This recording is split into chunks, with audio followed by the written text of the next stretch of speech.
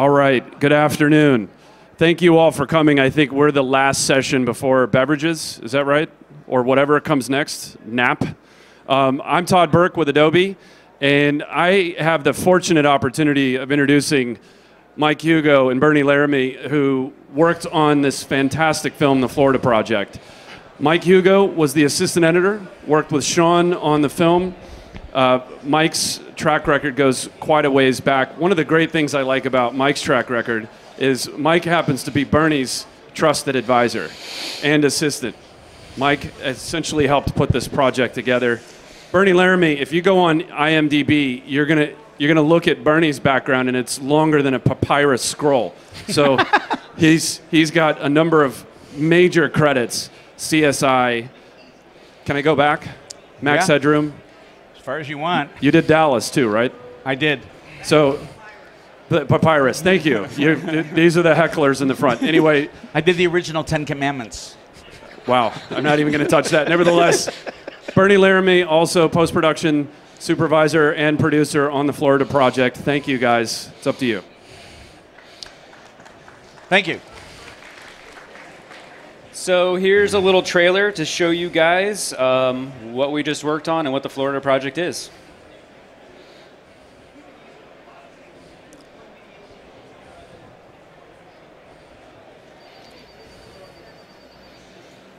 Calling the magic password, Amber. Yeah, sure do. $38 a night.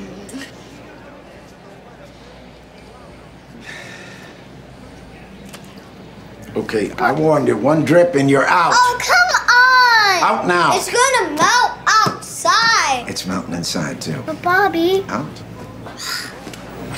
Thank you very much. You're not welcome! The man who lives in here gets arrested a lot. These are the rooms we're not supposed to go in. But let's go anyway. Could you give us some change, please? The doctor said we have asthma and we gotta eat ice cream right away. Here you go. Hey, Lee, got a situation here. Open up. It's only second week of the summer and there's already been a dead fish in the pool. We're trying to get it back alive. Water balloons thrown at tourists. Boobies! Boobies! I failed as a mother, Moni. Yeah, Mom, you're a disgrace. New job? Yeah. If you're working, who's looking after Mommy? You're not my father. I don't want to be your You father. can't treat me like this. You don't think everybody knows what's up here, Lee? Everybody. She's about to cry. I can always tell when adults are about to cry. Why is my mom yelling? Just talking, they gotta figure something out.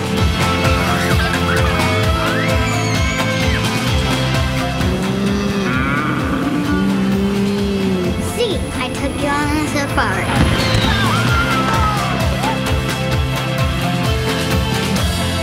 Whoa. Let's go, come on. Have a nice day.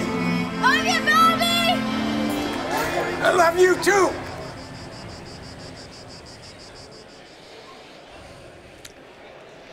Not coming soon. Already been released in theaters. Now out on, I think I saw it the other day, it's on Netflix now? About to. About to be on Netflix. Thank you. Sean Baker, the director of the Florida Project, his previous work was mentioned briefly in the trailer called Tangerine. It was the first movie shot entirely on an iPhone and to get a commercial theatrical release. Not bad. And so this, the Florida Project, was a little bit of a jump for him, and he elected he wanted to shoot it in film. And so the producer who I'd worked with before, Kevin Shinoy, called me up and said, "Do you know anything about film?" And I explained to him that I was actually born in Rochester, New York. Daddy worked for Eastman Kodak for 40 years, and that I went to Rochester Institute of Technology and studied film. So I kind of knew how to do this. And so he said, "Okay, you're on." And we were off to the races. And it was clearly going to be different from most of the other studio/network projects that I had done before, where I had a big team. This was going to take a lot longer. It was going to be done by fewer people. And in order to do that right, I needed to find the right assistant. And it couldn't be just a mechanical guy. It had to be somebody that not only understood the technology, but also understood how Sean wanted to work in Sean's unique way, which we're going to show you a little clip from. And to do that end, I brought in Mike Hugo, who I've worked with on several projects before. He helped me to recut a movie called Queen of the Desert with Nicole Kidman. He cut Atlas Shrugged for me, which is a movie that I did a while ago.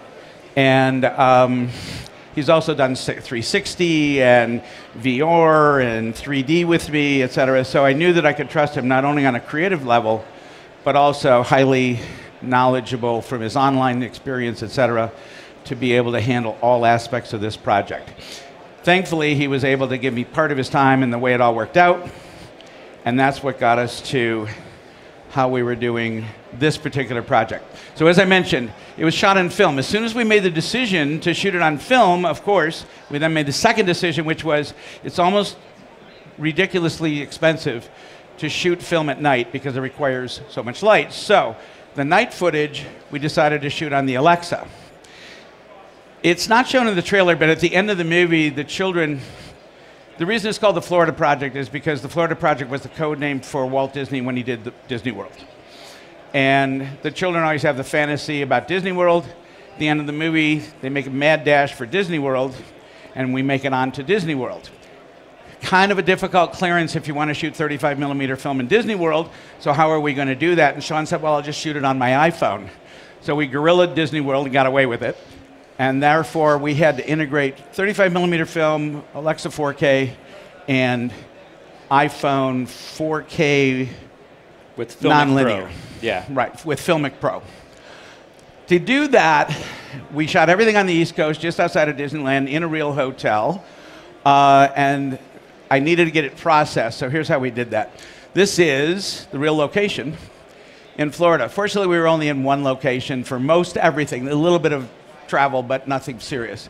Film was shipped over to Atlanta, to Crawford Media Labs, where they did the processing and they leadered it, set it up, sent all of that with the sound up to our friends at Technicolor Postworks in New York City.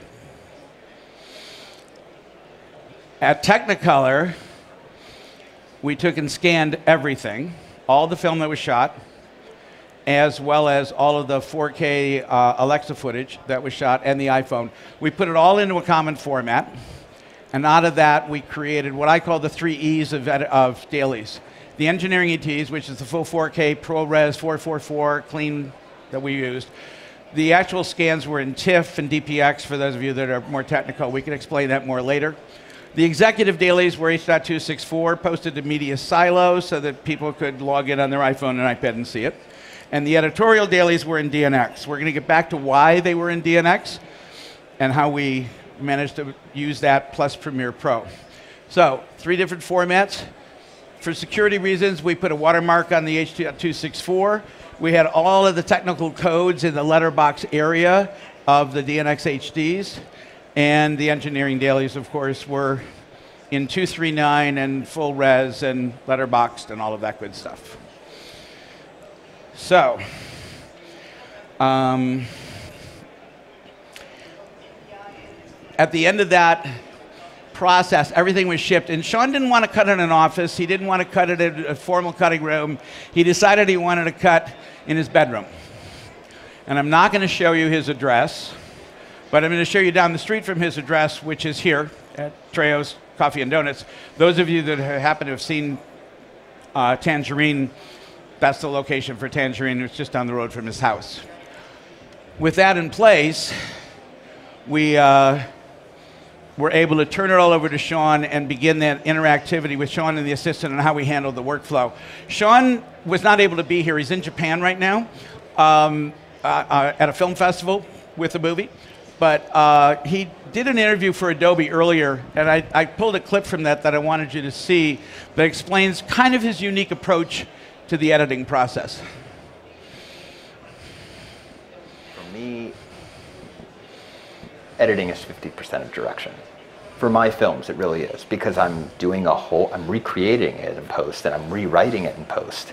And so I really do feel that it gives a signature as well. And that's why I do it. Not all directors like that, and I completely get it. But for me, I allow directing to continue into post. My post-production supervisor, Bernie Laramie, suggested Mike Hugo for this because of his knowledge of Premiere. Was basically there to check in. He was there to check in, to clean up my timeline, and then as we, of course, got closer to delivery, then he would take over completely and get the EDLs out and make sure the conforming was all happening. My duty was just the creative, and I was just there to get a timeline complete and say, this is my cut. He was doing everything else. So Sean is a very hands-on director. He's used to doing everything himself. With Tangerine, shot it all on iPhone, cut it in Final Cut X. We were not going to do that because of the film process in this film itself, so we were trying to figure out what he wanted to cut on. He was going to go with another editing system, but he wasn't very comfortable with it, so we brought up the idea of using Premiere Pro. We do know film works because the Coen brothers used it for Hail Caesar. That was a film workflow also, so it's been proven. So one technique we did use to help Sean out to pick up Premiere Pro very fast was to use keyboard shortcuts. And let me show you real quick, jumping into Premiere. If you do use another editing system, there is a very nice way to hit the ground running and be a little more comfortable with Premiere Pro so you can really mess around and sort of figure out how it works. So here is your keyboard layout. You do a pull down, and here's Final Cut Pro 7. Boom, there it is. Okay, I can hit B for blade. I can cut. I can do A for arrow. I can do S for slip. You can get going right away and make it the way you want it to work. Say you're coming from Avid Media Composer. They have that too. So here is Media Composer 5. You get in there. I can do an insert, hit V. I can do an overwrite, hit B. Let me show you that real quick. There's V, there's your insert. B, there's your overwrite. So you can hit the ground running whatever program you use. This is, I like to call it, it's more of a drag and drop system. I'm very comfortable with that. I like to experiment. Sean is very much the same way. He's very organic the way he cuts. And we didn't want technology to get in the way of that. This was not your traditional Hollywood feature film. This was our edit bays. Sean and I were never in the same room editing, in the same building editing, in the same zip code editing. So this is where we were, Sean and his assistants. This is Ghost Me editing, it looks like. But Sean was editing in Los Angeles, New York, Japan, London, at 2 in the morning, 4 in the morning, 4 in the afternoon, 12 midnight. He could work whenever creative ideas came to him. I would get sequences at 4 in the morning. He was up all night cutting. He could do what he wanted to do. So with that in mind, it was a little tricky because we were on 2014 release and we were not about to jump into the beta for Team Projects, which Team Projects, I love using it now, but we weren't ready for it at that point in time. So what we did is we took a 2-project method where I would create the master. So what Sean would do, he would send me his project, I would have mine open, I would go to his project, Sean's work in progress, and we don't have it for this instance, but we would always timestamp date and time just as a secure backup so we knew exactly what we were pulling in. But I'll show you as soon as this blue bar finishes. And this is, again, another great feature that I do love about Premiere is having multiple projects open. As you can see, it was an earlier version.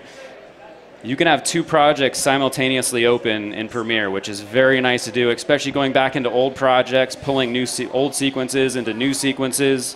So as you can see, this is Sean's work in progress. I can open up or I can just copy, paste his sequence in, which I actually have a copy already in here. Sorry about that. So here's Sean. So I can open up his, and you know what I can do too, which we really do like, is I can use pancake timeline editing. So I can have my timeline, here's my real one, I can have Sean's below, I can drag and drop from sequence to sequence. Very handy. I am very visual, so I will look at what he did, match it up, listen to it, see what effects he has on there, if anything. Very handy tool to have. So Sean also likes to cut in what we call a fine cut. He cuts chronologically, and he does not move on until he has a cut that he is completely happy with. So he can keep building. It's almost like building Lego blocks, where you want that foundation to be really solid so he can keep moving. So let me show you one example of a scene that Sean did, and he used a technique in here that really helped to get him timing and finesse going. So bear with me, I'll show you this clip. It's about a minute long. This is from the final picture. As long as the beach ball stops. Bear with me as we pray to the editorial gods. Did you crash? There we go. All right, here we go. Excuse me. Gloria, we talked about this before. Cover up. Cover what up? You know what I'm talking about. I do not know. That's right. What kids are here? The kids are right over there. They should be in school, Now, kids. summer break.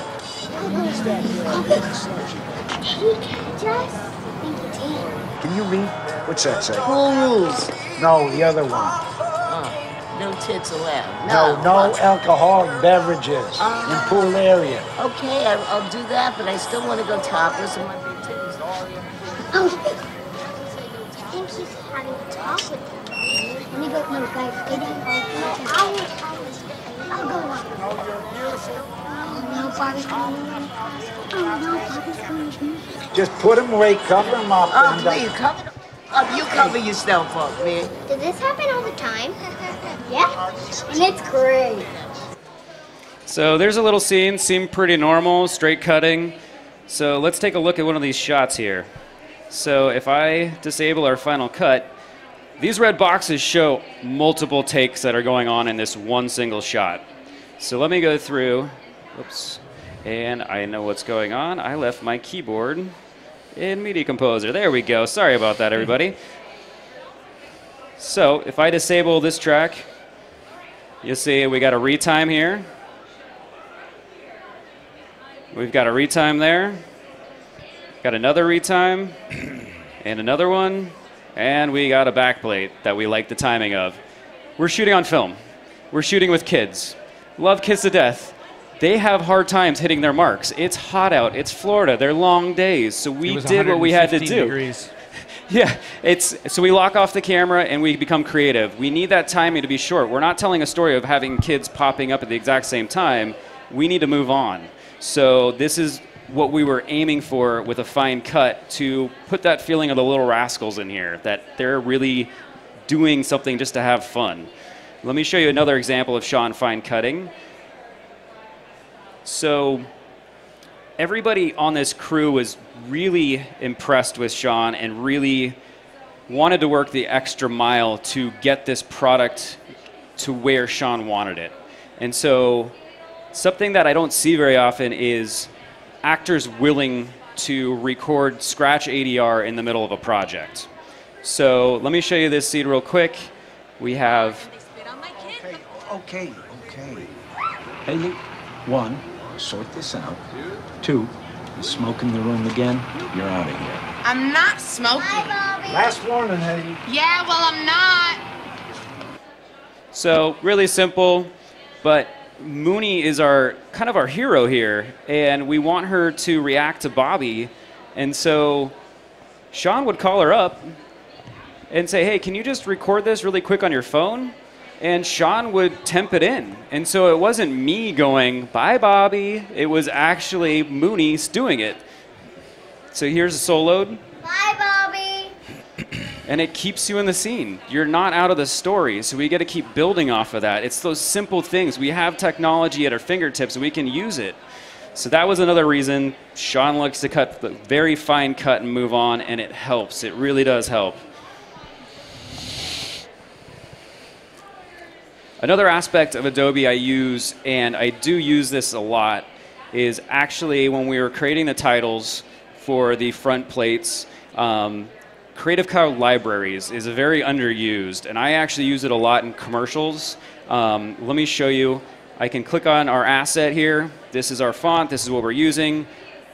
And over in your panel, your libraries panel, I can create a shared project, or shared library, excuse me, for the Florida project. I have my asset highlighted, and I can hit add, and it'll actually bring the asset over, bring the font over, and actually sample my foreground color, which I can sample here. It'll bring that over. I can add it to the library. I can immediately go back to Premiere, go to my Premiere Libraries tab, and there it is. Agency brands love this. You can be on brand color, you can be on brand font, you can use it back and forth, things can change, you can update it. I can store slates in here. It's amazing how it helps. There's less questions back and forth. Here it is, this is what it is, you can see it exactly what it is, you have the number code for the color. It's a great little feature that is very underused. So, with all this in mind, Sean's an editor and a creator. I edit also, but I also come from online. So certain people edit certain ways, and there's no wrong way to do it. It's a puzzle. But to conform a film like this that has such a technical nuance with the film, the Alexa, and the iPhone, I went in and had to clean up all of Sean's work to make it easier, to make the conform seamless. And let me give you an example of that. So as I showed you, here's Sean's timeline for reel 1. Here's your overview. This is reel 1. So this is about 19 minutes at the beginning of the film. You have, 3, 4 video lines here, a handful of audio lines. Let me show you my timeline. So this is my reel 1. So everything is broken out so that when I send it to conform, they know exactly what it is. There's no questions. And let me show you a little bit, zooming in here. So my line 1 is all film that is untouched. No movement, no speed ramps, no nothing. Video line 2 is all the ARRI Alexa footage, because that was actually shot back out to film and brought back in. Same with actually the iPhone footage. That footage was conformed, shot to film, brought back in. No plugins used in the entire film. Then we have what we call DI optical, which was any moves, pushes, zooms, any of that stuff, so that they knew and conformed they were going to have to work on it to match to the 4K scans. We called this the film optical, which was anything above 115% blow up. We actually went back and rescanned at 6K to make sure we weren't blowing up and looking at film grain. And then we have ARRI moves, VFX plates, all that fun stuff. So the conform itself, which was the scariest point of the entire film for me, I ship it all the way out to our VFX house, which was Digital District, our audio, which was CA Sound in Woodstock, and Technicolor Postworks for picture. I didn't step foot in any of these locations. This was all done out of my bedroom. And it scared me, because usually I like to be there and walk through it in case there's any questions. I sent everything, and I didn't hear a word from anybody. And immediately you go, either everything is so messed up they don't want to talk to me, or everything is going really well. Luckily, it was number 2. So that made me finally get a little sleep. But it was an amazing process, because all of that went to Technicolor. Technicolor was able to sync everything together because of our preparation on the front and taking all of our assets and putting it into a single format and working off a time code. And I never let one of our opportunities go by to say that all of the mistakes that we make when making a movie are mistakes that we make in pre-production. It's all about preparation, it's all about organization, and you go over it and over it and over it and over it until you've got everything down. And the reason that it paid off was not only because Mike really did know what he was doing, I want to point out that we got the movie on March the 10th, and we had it completely conformed, complete DI, as they call it, the color correction, a DCP, the electronic form of cinema release, and full audio mix, and there's no music. There's no score for the Florida project. It's all done with source sound, which when they told me that, I said, that's crazy. But it worked. There's one cue at the end that we had agreed to earlier, but and a cue at the top that was a licensing cue. But there's nothing. All of that audio work, all of the video work, all of the picture, all of the visual effects were done between March 10th and April the 4th. And we had it in Cannes on April the 8th, and it was completely translated and lower thirded in French. We did it all in 4 or 5 weeks. And my point is, thank you, Mike. And then the next one, we're going to use team projects, and Yes. I will get you more sleep, I promise. Yes. Team projects and project sharing, I am in love with. It's going to really compete with some other systems out there, and it is going to make my life a lot easier, and communication is going to be easier. So if you guys have any questions, go talk to the tech geniuses in the back. They are awesome, and we had a great time on this film, and I hope you guys like it. Thank you. Thank you very much. Any questions? We'll be off to the side.